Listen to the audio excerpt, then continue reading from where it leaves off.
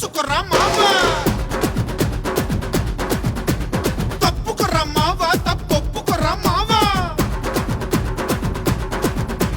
కత్తిలాంటి కళ్ళతోడి కనిపెడతాడు పాపం ఇంకా ఎక్కడున్న పసిగడతాడు దిమ్మ తిరిగిపోతదింక అన్న దెబ్బకు తుమ్ము లేచిపోతి అరణి ఎప్పకు మోసమన్న మాట వింటే మండి పడతడు మమ మాసు అంటే అతడే కాసు